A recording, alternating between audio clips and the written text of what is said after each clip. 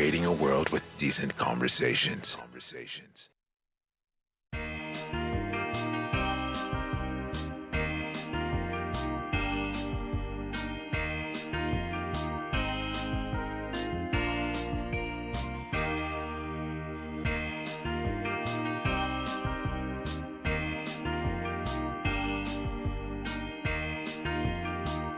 Praise the name of the Lord. It's that time we bring to you the Divine Encounter Show live on CTN TV Nairobi. And we are excited to be back on this. I don't know that it's season 4 or 3. It should be around season 4. We are excited and we are happy to bless the Lord together with you. And to kick us off, we are going to read Psalm 31. It says, "In you, O Lord, I have placed my trust and taken refuge. Let me never be ashamed. In your righteousness, rescue me. Incline your ear to me. Deliver me quickly. Be my rock of refuge and a strong fortress to save me." And verse 3, "Yes, you are my rock and my fortress. For your name's sake, you will lead me and guide me." Verse 4, "You will draw me out of the net that they have secretly laid for me. For you are my strength and my stronghold. Into your hand I commit my spirit. You have redeemed me, O Lord, the God of truth and faithfulness." We are going to say a word of prayer and we'll request Pastor Guy to lead us in a word of prayer. Baba, katika jina la Yesu tunakuabudu tena usiku wa leo. Tunakukaribisha mahali hapa kwa maana ni nafasi nyingine ambayo umetupea ili tuweze kuja malangoni pako kukuabudu na kukusifu kwa maana umetenda mengi ya ajabu. Baba, tunakuhitaji ya kwamba ukaweze kututawala, ukaweze kutuongoza. Tunaomba Roho wako Mfalme akaweze kututawala. Hata wale ambao wanatutizama kwenye TV, kwenye social media, Mfalme, tunapokuabudu na kukusifu mahali hapa, Baba, tunaomba ya kwamba ukaweze kuwagusa na kuwatendea. Ukaweze kujibu maombi yao usiku wa leo Bwana. Acha ikawe usiku wa baraka, ikawe usiku wa uponyaji na ushindi, ili jina lako liweze kutukuka. Pokea sifa, utukufu na heshima zikurudie. Kwa jina la Yesu tunaomba na tukiamini. Amen and amen. So we request Minister Ibrahim to lead us with the song, I will sing of the Lord's great love. Amen.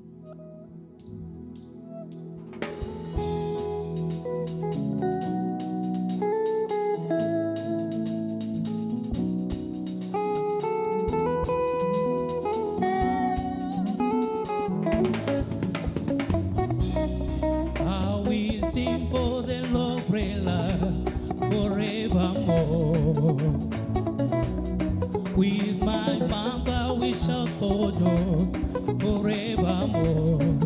I will sing of the Lord's great love forevermore. With my mouth I will shout for joy forevermore. I will sing of the Lord's great love forevermore. With my mouth I will shout for joy forevermore. I will sing of the Lord's great love forevermore. With my mouth I will shout for joy forevermore.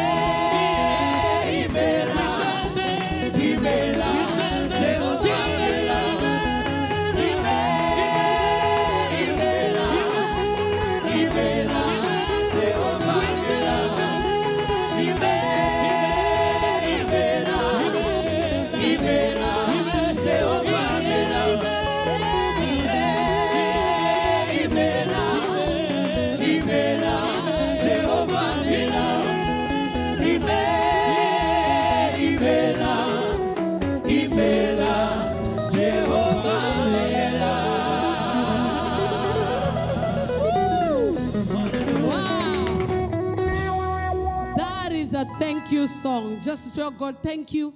And as you're aware, we've moved from Friday 7 p.m. Now we do it on Saturday 8 to 9 p.m. And what a joy to minister to you just before you minister in the Sunday service. Our topic today is how do you handle conflict with your spiritual leader? In the last broadcast, we talked about wives of pastors, and I'm sorry if we hurt anybody, but it's the truth. But we'll talk about what do you do when you're a worship leader or a worship minister. And I said there's nothing wrong for you to be called a worship leader, because worship leading has an administrative, side of it, and it has a ministry side of it. So whether you're the leader or whether you're the minister, you can be the leader and the minister of the day. So as we talk about that, before we get there, we are going to sing Pastor Guy, You Are Yahweh. And then we go to the topic of the day.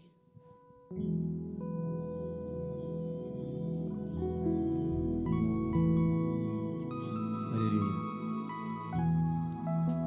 Thank you, Jesus. Hallelujah.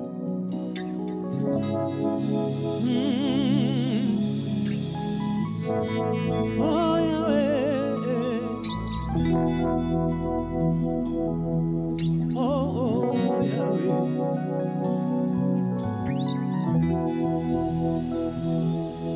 You are the God you was, and it was to come. Jesus, Jesus. You are the God you was, and who wasn't to come. Jesus, you are a miracle working God. You are Yahweh, you are Yahweh. You are Yahweh, you are Yahweh. You are Yahweh, Alpha and Omega. You are Yahweh, Alpha and Omega.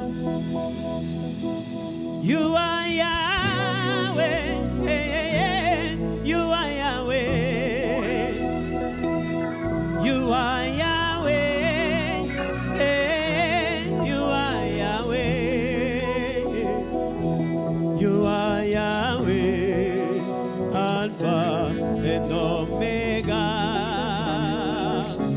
You are Yahweh, Alpha and Omega. Somebody help me. Say you are Yahweh. You are Yahweh. Say you are Yahweh. You are Yahweh. You are Yahweh. You are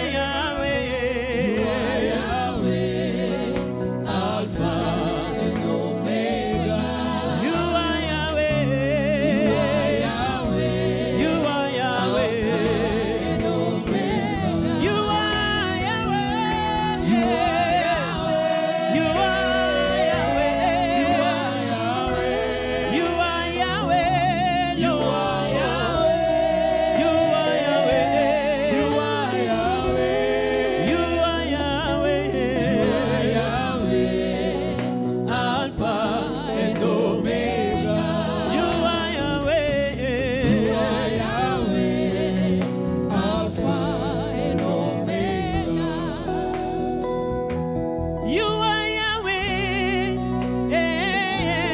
You are Yahweh.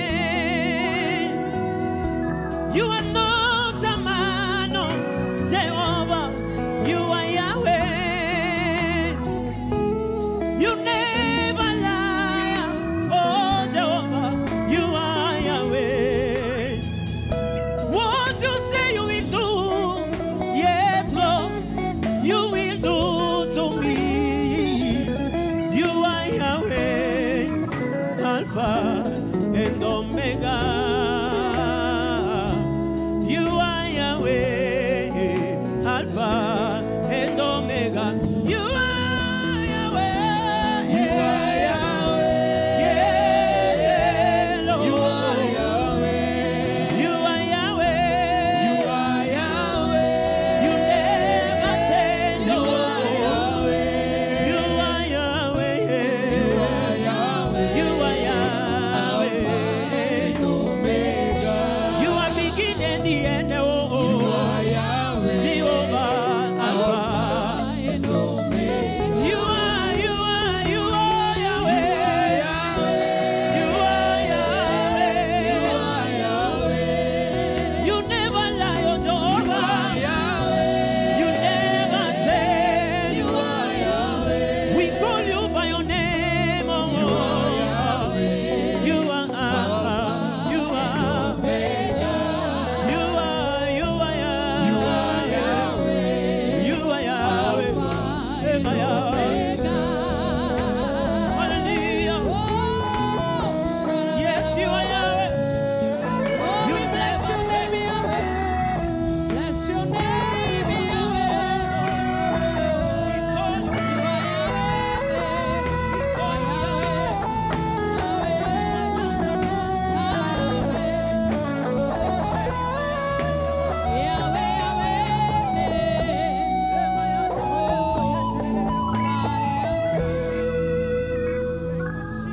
Amen and amen. Celebrate Jesus. He's Yahweh. Come on, give him praise. Give him praise. Wacha shangwe na vigelegele kwa Yesu. Amen. He's Yahweh, the great I am. I want to read to guide us in this topic. 1 Timothy 5 and verse 17. It says, the elders who perform their leadership duties well. The elders who perform their leadership duties well are to be considered worthy of double honor. Into brackets, this is the amplified version. It says financial support, especially those who work hard at preaching and teaching the word of God concerning eternal salvation through Christ. Bible is saying that especially those who work well in leadership, and especially in the ministry of preaching and the word. So this brings my question. It has been trending on social media. Wanamuziki wanastahili kulipwa. Wow, are they worthy of double honor? Are they worthy of financial support? Hiyo ni kitu tunastahili kuongelelea, because it's a gray area. People say others should be paid, others ni kujitolea. But where is the balance? Before we even talk about how to deal with conflict with a spiritual leader, wacha nianze na Richie. Richie, tuambie. Asante sana. Mimi hapo venye naweza sema, in another area wako na reason ya kusema wanafaa kulipiwa, lakini haitakuwa ya baraka sana ama ya maana kusahau nafasi yetu kama watumishi wa Mungu. Ni kweli tunafanya music, lakini tunafanya pia huduma. So kuna hiyo maybe niseme industry na ministry. Tukiweka industry juu ya ministry, tutakuwa tumefail. Ni kweli. Lakini tukijua gisi ya kubalance hizo vitu. Unajua Biblia hapo 1 Timothy 5, mchungaji ambaye ni kiongozi anaweza base na hiyo ya kwamba especially wale wanahubiri na kufundisha neno. So muimbaji ni mfundishi wa neno, okay, mfundishi. Okay.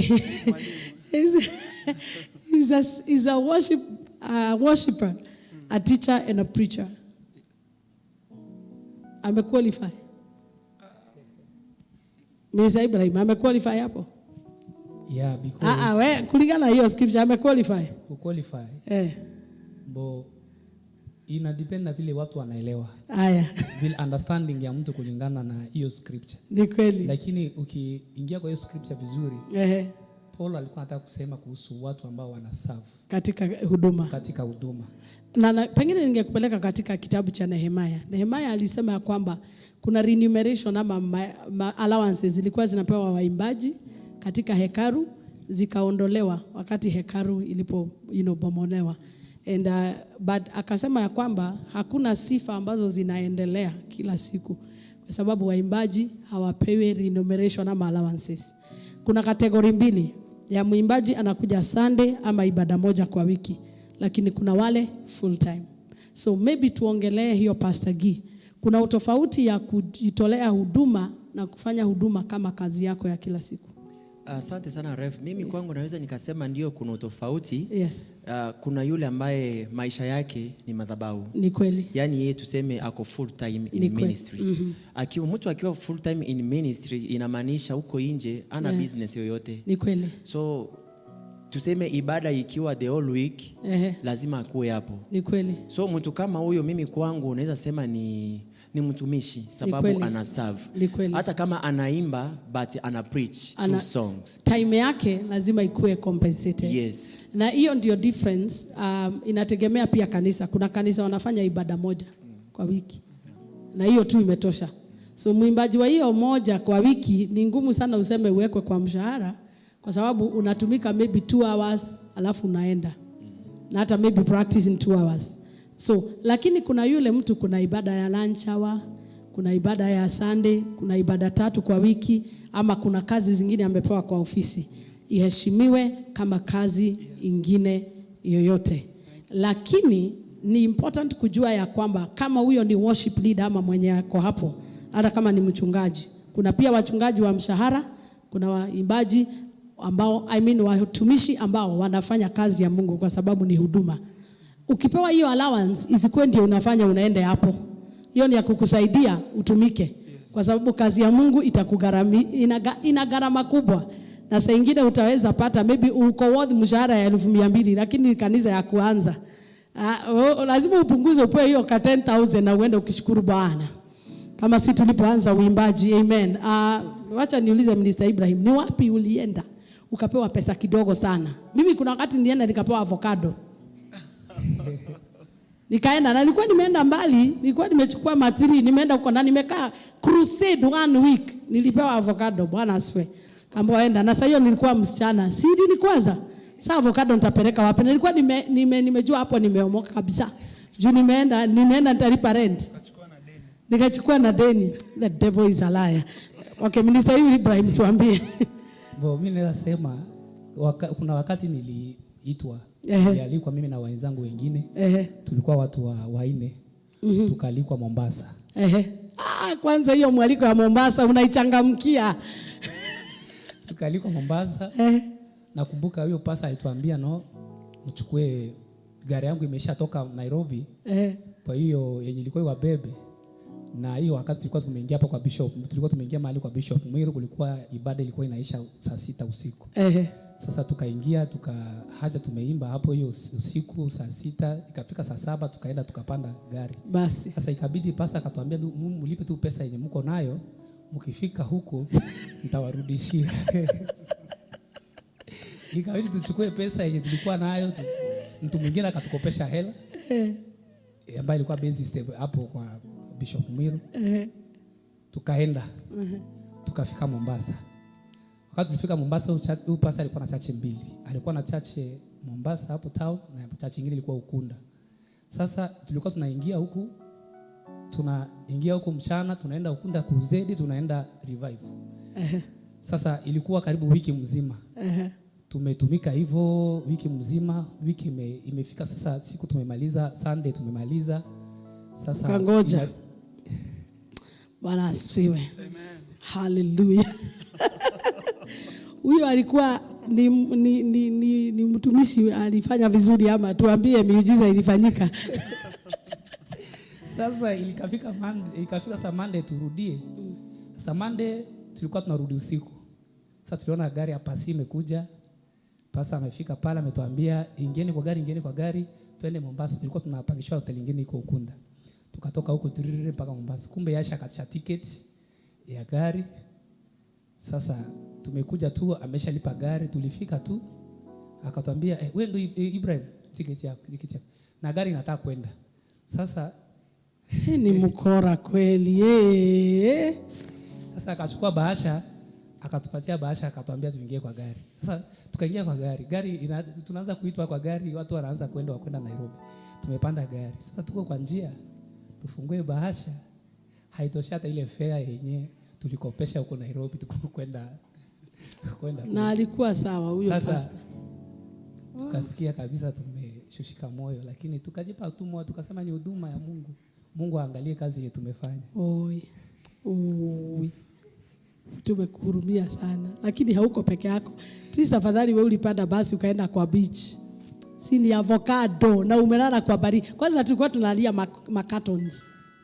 Na unalala, yani hata mnaambiwa mfast hiyo siku. Ndio nguvu ya Mungu ishuke. Kumbe ni pesa wana economize. Ndio msikule. Hiyo inakuwa wasi kwanza ukienda foreign country. And I think hapo ndio waimbaji walitoa hii kitu ya kucharge. Kwa sababu waliona wanatumika vibaya. So tutaimba alafu tutaongea baadaye because we still have time. Amen. Tutauliza Richie, take all the praise.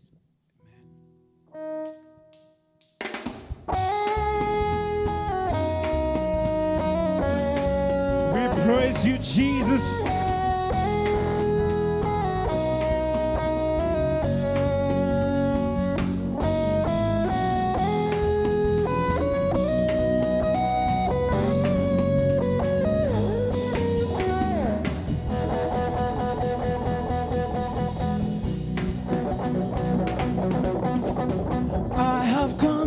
To give back to you. Hey, hey, hey. I have come to say thank you, Lord. Jesus, I have come to give back to you. Oh, I have come to say thank you, Lord. Come on, say, I have come to give it back to you. Come on, Jesus, say, I have come to give back to you. I have come to say thank you, Lord. I have come to give back to you, Jesus. Come on, say, I have come to give back to you.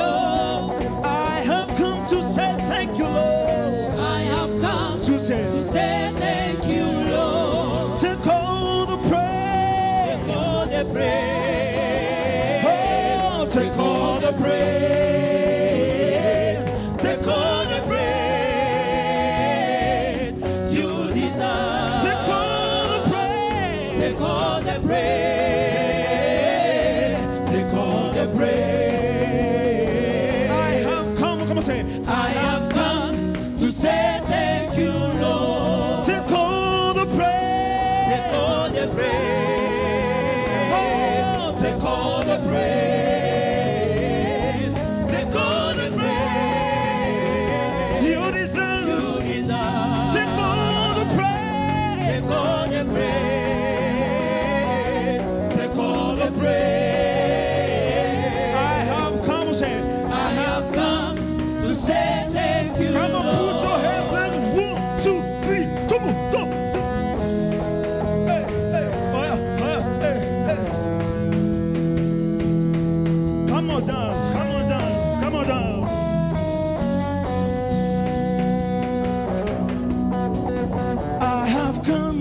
To give you a shout. Hey. Oh, I have come to say thank you, Lord. Hey, Jesus. I have come to give you a shout. Hey, Jesus. Oh, I have come to say thank you, Lord. I have come to give you a shout. Come on, one more time. Say, I have come to give you a shout. To give you a shout to Jesus, a shout of praise. Say, I have come to say thank you, Lord. I have come to give you a shout to Jesus. Say, I have come on, to give you a shout. I have come to say thank you, Lord. I have come to say thank you.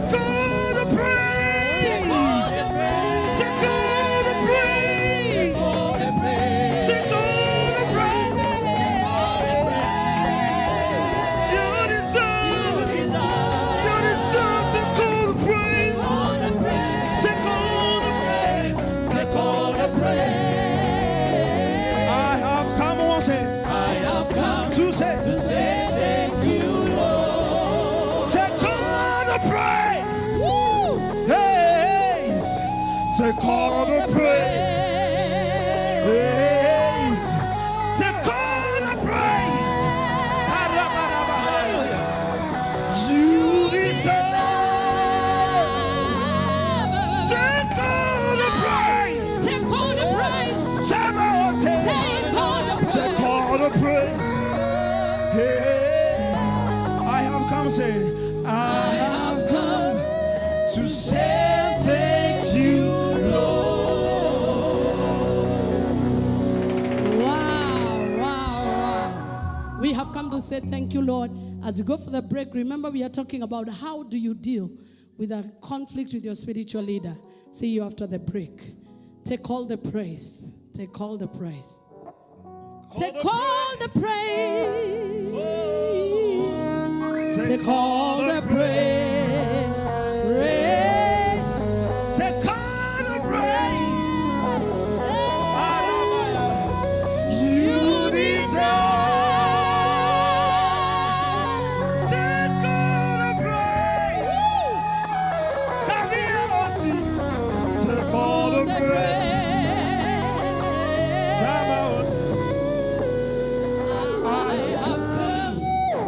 To say thank you, Lord.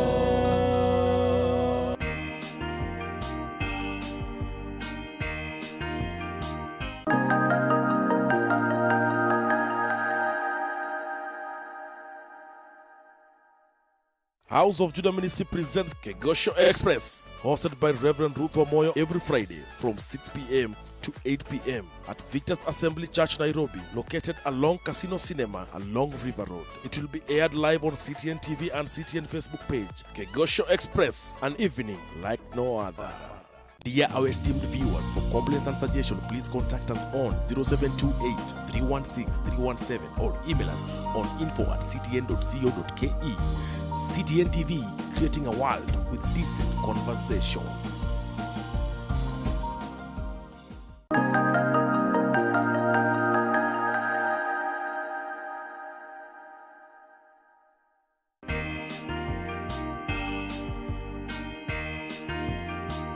Welcome back, our viewer. We are excited as we give him all the praise as we talk about the topic of today.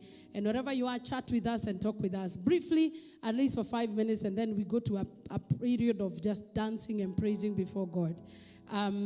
So I don't know whether you understand that in relationships and human dynamics is that when you're staying together there, you are bound to have conflict. So conflict is not abnormal, it's not unusual. There are times you'll have a conflict with your worship leader, the person who is in charge of the team, may have a problem with the ushering leader, have a problem with the security leader, or even have a problem with the pastor in charge. All those conflicts are bound to happen. But the ground rule is that let us live with all peace, at peace with all men, because without it we shall not see God. So I would request Richie to tell us that in case you have a spiritual conflict, or maybe you have, let's say not just spiritual conflict, ukuwa na conflict na mchungaji mwenye unahudumu chini yake. Kama wewe ni worship leader, hata kama ulikuwa una makosa, hata kama hauna makosa, njia mzuri ya kuapproach your conflict ni gani? Asante sana, Rev. Maybe nitoe kwanza mfano kidogo kuhusu Daudi na Sauli.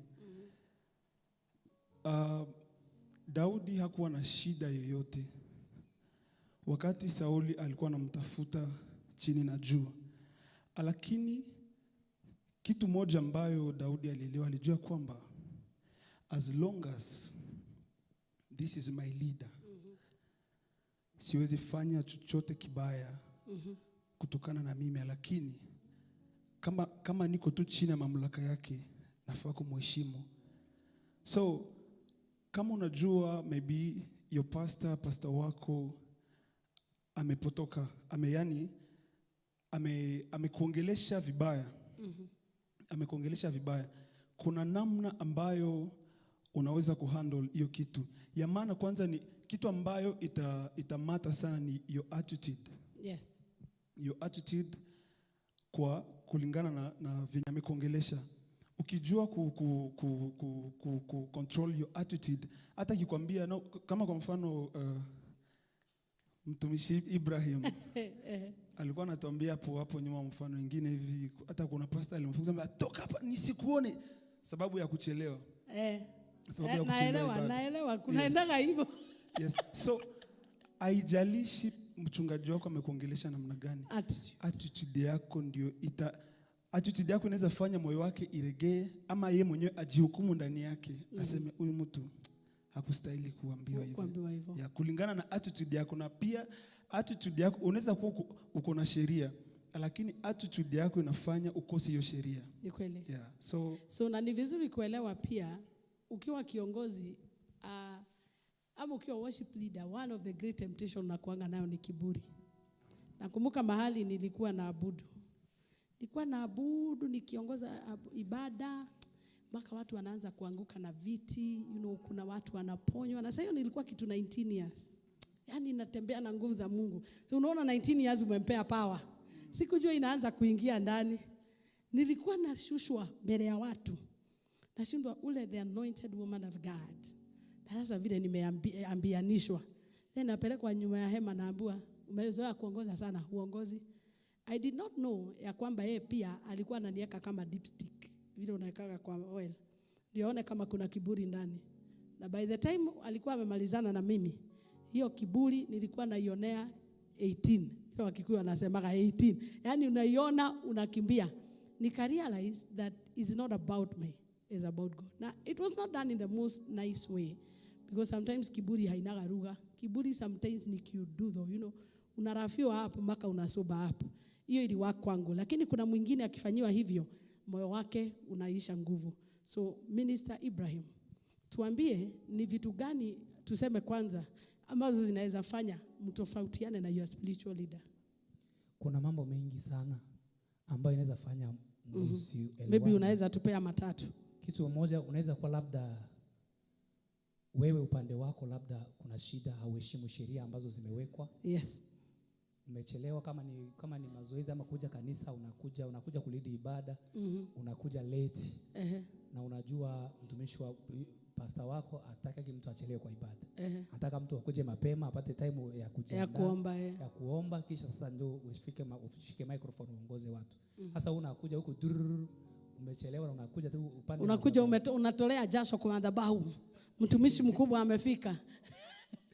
Sasa hiyo inaweza fanya ukosane. Kama mimi unajua mimi ni mchungaji, hiyo tutakosana na wewe. Nitakutoa mbele ya watu hapo.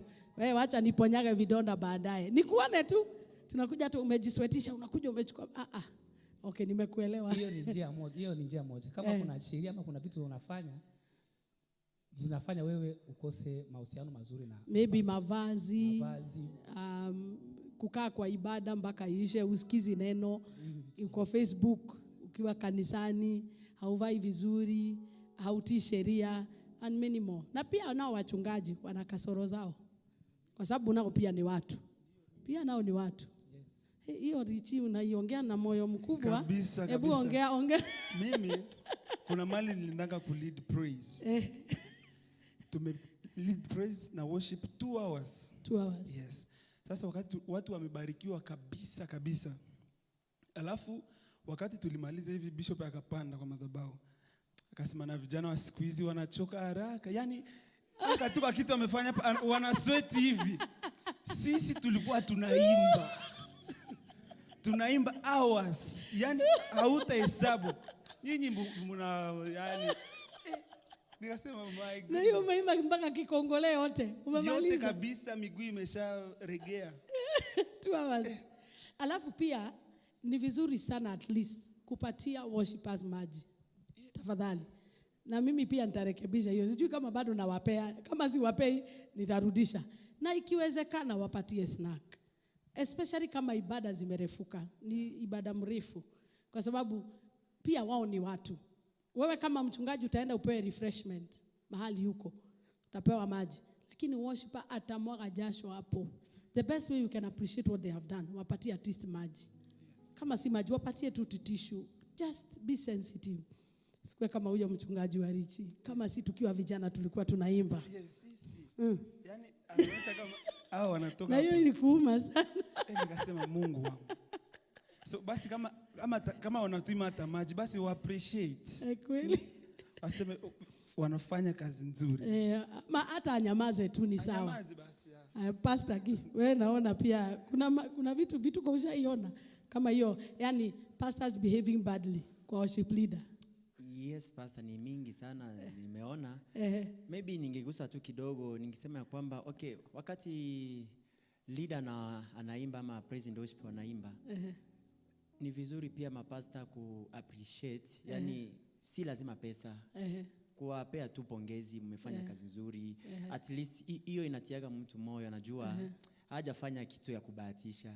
Sababu pastor wake amemappreciate, amwambia you are done well. So amesikia umime pesa, lakini ukimwambia hiyo tena mbele ya watu, hiyo ako sawa. Hallelujah. Ako sawa.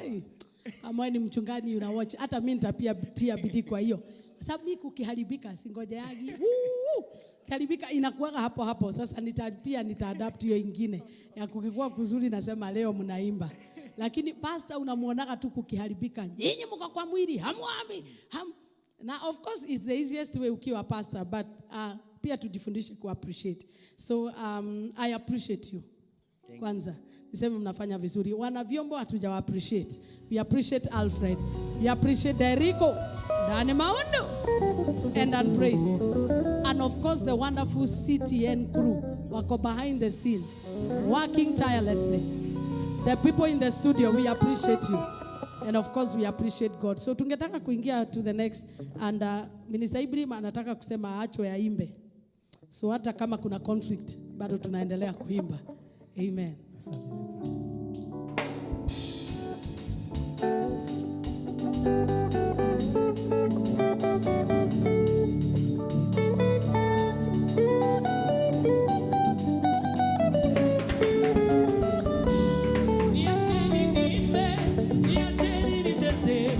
Yesu mwana wa Mungu amejibu maombi yangu. Niacheni niimbe, niacheni nicheze. Yesu mwana wa Mungu amejibu maombi yangu. Niacheni niimbe, niacheni nicheze. Yesu mwana wa Mungu amejibu maombi yangu. Niacheni niimbe, niacheni nicheze. Yesu mwana wa Mungu amejibu maombi yangu. Niacheni niimbe, niacheni nicheze. Yesu mwana wa Mungu amejibu maombi yangu. Niacheni niimbe, niacheni nicheze. Yesu mwana wa Mungu amejibu maombi yangu. Nilikuwa sina kazi, akanipea kazi. Yesu mwana wa Mungu amejibu maombi yangu. Niacheni niimbe, niacheni nicheze. Yesu mwana wa Mungu amejibu maombi yangu. Ulikuwa tasa, hakukuwa na mtoto. Leo unalea, Yesu amejibu maombi yangu. Niacheni niimbe, niacheni nicheze. Yesu mwana wa Mungu amejibu maombi yangu. Piga tu makofi kwa Yesu.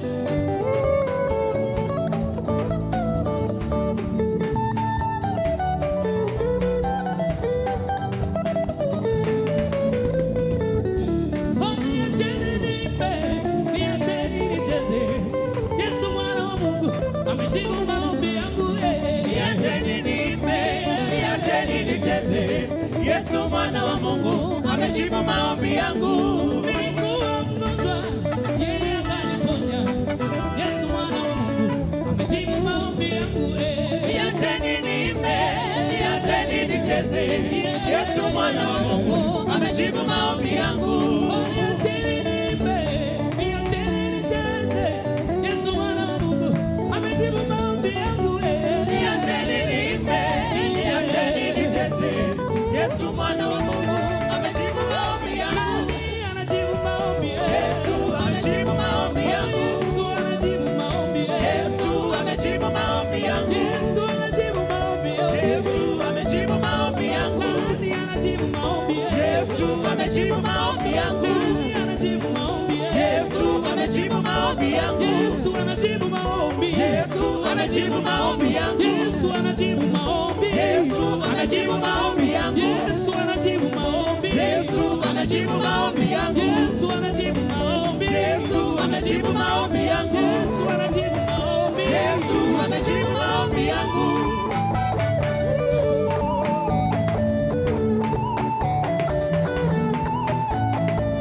Aleje, aleje, aleje, aleje, aleje, aleje, aleje, aleje, aleje, aleje,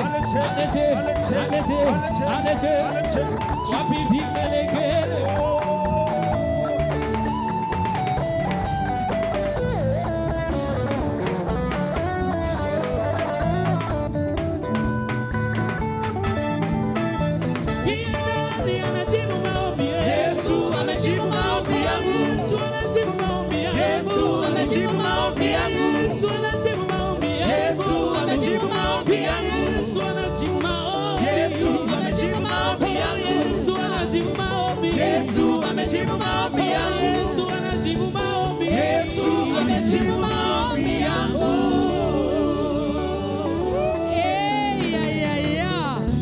Amen and amen. We are going to do the last song before we get to the end of the show. Pastor Guy, Owe, Owe. Wherever you are, just celebrate the Lord with us.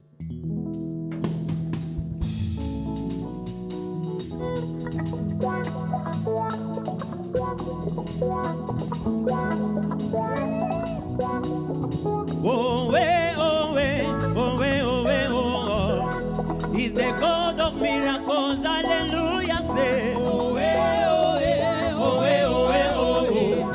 He's the God of miracles, hallelujah.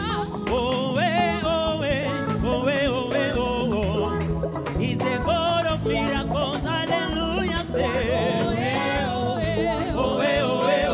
He's the God. He's the God of miracles, hallelujah. He's the God. He's the God of miracles, hallelujah. We serve a miracle working God. There is nothing too hard for Him. When He speaks, He works and His wonders. We serve a miracle working God. We serve a miracle working God. There is nothing too hard for Him. When He speaks, He works and He wonders. We serve a miracle working God. We serve miracle working God. There is nothing too hard for Him. When He speaks, He works and His wonders. We serve a miracle working. We serve a miracle working God. There is nothing too hard for Him. When He speaks, He works and His wonders. We serve a miracle working God. Clap your hands wherever you are. Give the Lord a praise.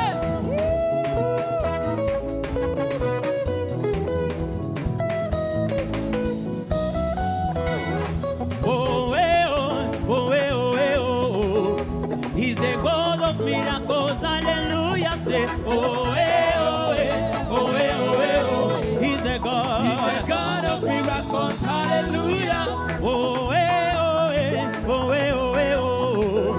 He's the God of miracles, hallelujah, say,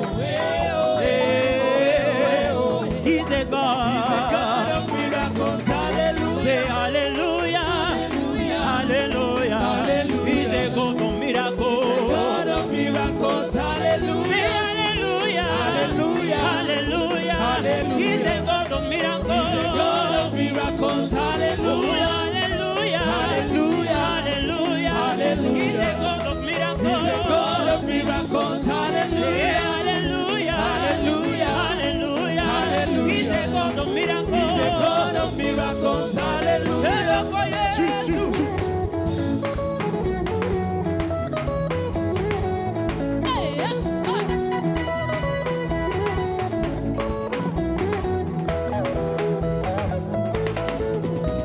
Say hallelujah, Hallelujah. hallelujah, Hallelujah. He's the God of miracles. He's the God of miracles, hallelujah.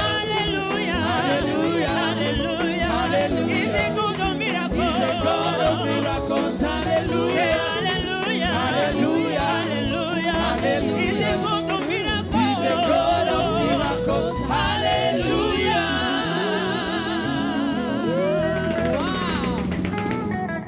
Wow. What a nice way to end. As we say, He's a God of miracles. Wherever you are, we pray that God will remember you. In case you have a need, we want to dedicate you to God and pray that the God of all peace, the God of all grace will remember you. As you stretch your hands and we stretch your hands towards you, we want to stand in agreement concerning every need. Father, in Jesus' name, we remember everybody that has a need and was watching us. They may be sick in their body. We invite your healing grace. They may be having a financial need. Meet them at the point of their need. They may be in a crisis that they do not know how to come out. Maybe there is a curse. There is a word that was spoken over them that has been haunting them. I pray that Jehovah God of reconciliation, you restore the hearts of fathers and their daughters, the hearts of pastors, shepherds, and the sheep, that you may be glorified. And Lord, thank you for giving us this platform. We pray that somebody will be blessed today. In Jesus' name, amen. From us is God bless you, and we will go away with this song, Emoyo Jesu, Emoyo. He is alive, he is alive. Amen. And he enters the heart of a man. He makes him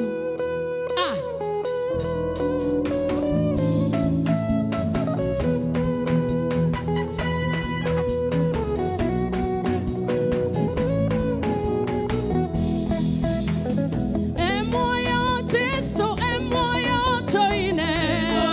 Jesu, Emoyo. Emoyo Jesu, Emoyo.